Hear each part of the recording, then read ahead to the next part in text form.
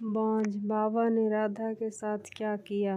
रोज की तरह आज की सुबह भी सास की गाली और ताने से ही शुरू हुई। राधा रोज रोज के झगड़े से तंग आ चुकी थी, लेकिन वह और कर भी क्या सकती थी। उसे तो सुनना था। वह चुपचाप सास ससुर और पड़ोसियों के ताने सुनती और रोती। राधा की शादी राजेश के साथ 6 साल पहले हुई थी। इन 6 सालों में जिन लोगों की शादी हुई थी वे 1-2 बच्चे के माँ बाप बन गए थे, लेकिन राधा अभी तक माँ नहीं बन पाई थी। इसके चलते उसे बांझ जैसी उपाधि मिल गई थी। राह चलती औरतें भी राधा को तरह तरह के ताने देती और बांझ कहकर चिढ़ाती। राधा को यह सब बहुत खराब लगता, लेकिन वह किस किस का मुंह बंद करती। आखिर वे लोग भी तो ठीक ही कहते हैं। राधा सोचती, मैं क्या करूं, अपना इलाज तो करा रही हूँ। डॉक्टर ने लगातार इलाज कराने को कहा है, जो मैं कर रही हूँ, लेकिन जो मेरे वश में नहीं है उसे मैं कैसे कर सकती हूँ। एक दिन पड़ोस का एक बच्चा खेलते खेलते राधा के घर आ गया। बच्चे को देख राधा ने उसे अपनी गोद में बिठा लिया और उसे प्यार से चूमने लगी। जब सास ने राधा को दूसरे के बच्चे को चूमते हुए देखा तो वह बिफर पड़ी। वह उसकी गोद से बच्चे को छीनते हुए बोली, कलमुही, बच्चा पैदा करने की तो ताकत है नहीं, दूसरों के बच्चे से अपना मन बहलाती है। अरे तू क्यों डालती है अपना मनहूस साया दूसरों के बच्चे पर। तू तो उस बंजर जमीन की तरह है जहाँ फसल तो दूर घास भी उगना पसंद नहीं करती। जब राधा से सास की बातें नहीं सुनी गई तो वह अपने कमरे में जाकर अंदर से दरवाज़ा बंद कर रोने लगी। रात को राजेश के आने पर राधा ने रोते हुए सारी बात उसे बता दी और बोली, मैं बड़ी अभागिन हूँ, मैं किसी की इच्छा पूरी नहीं कर सकती, ऊपर से मुझ पर बांझ होने का धब्बा भी लग चुका है। राधा की बातें सुनकर राजेश ने कहा, तुम माँ की बातों का बुरा मत मानो, उन्हें ऐसा नहीं कहना चाहिए। हर माँ बाप की इच्छा होती है कि उनके परिवार को आगे बढ़ने वाला उनके रहते हुए ही आ जाए। तुमसे यह इच्छा पूरी नहीं होते देखकर माँ तुमसे उल्टी सीधी बातें बोलती है। तुम चिंता मत करो, तुम्हारा इलाज चल रहा है, तुम जरूर माँ बनोगी। राधा बोली, मेरी एक सहेली थी, वह भी बहुत दिनों बाद माँ बनी थी। माँ बनने में देर होते देखकर जब उसने अपना इलाज कराया तो जांच में उसमें कोई कमी नहीं पाई गई। कमी उसके पति में थी। जब उसके पति ने इलाज कराया तभी वह माँ बन सकी। हो सकता है उसी की तरह आप में भी कोई कमी हो, इसलिए मैं चाहती हूँ कि आप भी एक बार अपना इलाज करा लेते। राधा की बात सुनकर राजेश भड़क उठा, मुझ में भला क्या कमी हो सकती है, मैं तो बिल्कुल ठीक हूँ, मुझ में कोई कमी नहीं है। मेरी चिंता छोड़ो, तुम अपना अच्छी तरह इलाज कराओ।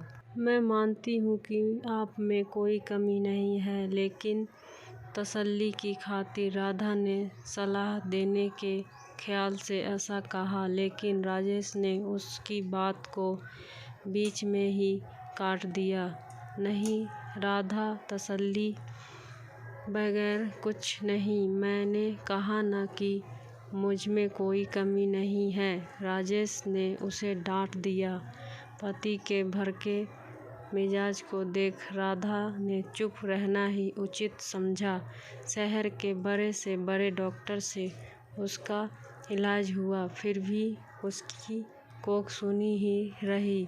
डॉक्टर ने जांच के दौरान उसमें कोई कमी नहीं पाई।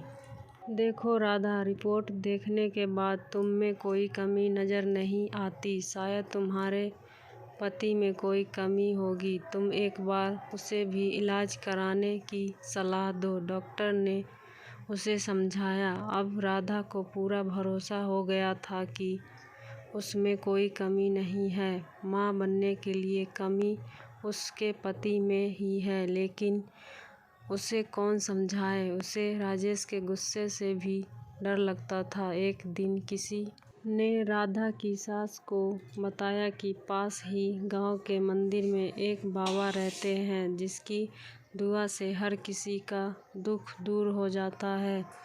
सास ने यह बात अपने बेटे राजेश को बता दी और राधा को बाबा के पास भेजने को कहा। रात को राजेश ने राधा से कहा, कल तुम मंदिर चली जाना। ठीक है, मैं चली जाऊंगी, लेकिन मैं डॉक्टर के पास गई थी। डॉक्टर ने मुझ में कोई कमी नहीं बताई, इसलिए मैं चाहती हूँ कि आप भी एक बार अपना डरते डरते राधा कह रही थी, लेकिन राजेश ने उसकी बात को अनसुना कर दिया। राधा, मैं कहीं नहीं जाऊंगा, तुम कल मंदिर में बाबा के पास चली जाना। ऐसा कहकर राजेश सो गया। राधा ने भी अपने माथे पर लगा बांझपन का धब्बा मिटाने के लिए बाबा के पास जाकर उनसे दुआ लेने की सोच ली। दूसरे दिन सवेरे नहा धोआ कर वह बाबा के पास चली गई। मंदिर में लगी भीड़ को देखकर उसे भरोसा हो गया कि वह भी बाबा की दुआ पाकर माँ बन सकती है। राधा बाबा के पैरों पर गिर पड़ी और कहने लगी, बाबा मेरा दुख दूर करे। मैं 6 साल से बच्चे का मुंह देखने के लिए तरफ रही हूँ। उठो बेटी, निराश मत हो, तुम्हें औलाद का सुख जरूर मिलेगा, लेकिन इसके लिए तुम्हें महावरी होने के बाद यहाँ 4 दिनों तक रहकर लगातार पूजा करनी होगी। ठीक है बाबा, मैं ज़रूर आऊँगी। राधा खुशी से घर गई। घर आकर उसने सारी बातें अपने पति को बताई। मैं कहता था ना कि जो काम दवा नहीं कर सकती, कभी कभी दुआ से हो जाती है। बाबा की दुआ पाकर अब तुम ज़रूर माँ बनोगी, ऐसा मुझे भरोसा है। तुम ठीक समय पर बाबा के पास चली जाना, राजेश ने खुश होते हुए कहा। राधा अब बेसब्री से महावरी होने का इंतजार करने लगी। कुछ दिन बाद उसे महावरी हो गई। महावरी पूरी होने के बाद राधा फिर बाबा के पास गई। उसे देखते ही बाबा ने कहा, बेटी, जैसा कि मैंने तुम्हें पहले भी कहा था कि यही रहकर 4 दिनों तक लगातार पूजा करनी पड़ेगी, तभी तुम माँ बन सकोगी। जी बाबा, मैं रहने के लिए तैयार हूँ, राधा ने कहा। ठीक है, अभी तुम अंदर चली जाओ, रात से तुम्हारे लिए पूजा करनी शुरू करूँगा। अपनी चाल को कामयाब होते देख बाबा मन ही मन खुश होते हुए बोला। रात को बाबा ने राधा से कहा, बेटी, इस पूजा के दौरान कोई भी देवता खुश होकर तुम्हें औलाद दे सकता है। इसके लिए तुम्हें सब कुछ चुपचाप सहन करना पड़ेगा, नहीं तो तुम कभी माँ नहीं बन पाओगी। जी बाबा, मैं सब कुछ करने को तैयार हूँ, बस मुझे औलाद हो जानी चाहिए। राधा ने इतना कहने के बाद बाबा उसे एक कोठरी में ले गए, जहाँ हवन कुंड बना हुआ था। उसमें आग जल रही थी। बाबा ने उसे वहीं पर बिठा दिया और वह भी बैठकर जाप करने लगा। कुछ देर तक जाप करने के बाद बाबा ने कहा, राधा, देवता मुझ में समा चुके हैं। वह तुम्हें औलाद का सुख देना चाहते हैं, इसलिए तुम चुपचाप अपने बदन के सारे कपड़े उतार दो और औलाद पाने के लिए मेरे पास आ जाओ। वह तुम्हें दुआ देना चाहते हैं। राधा ने यह सोचकर कि बाबा में देवता समा चुके हैं और देवता जो भी करते हैं गलत नहीं करते, इसलिए उसने अपने बदन के सारे कपड़े उतार दिए।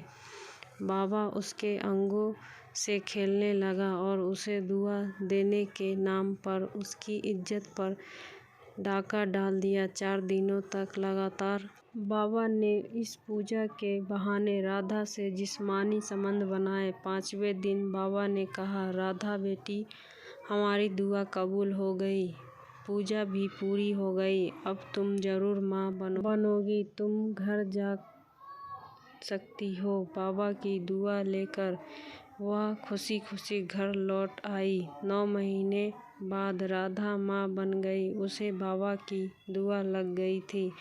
उसके माथे से बांझपन का धब्बा मिट चुका था। घर के सारे लोग बहुत खुश थे। राजेश को अब पूरा यकीन हो गया था कि उसमें भी बाप बनने की ताकत है, लेकिन सच्चाई से सभी अनजान थे।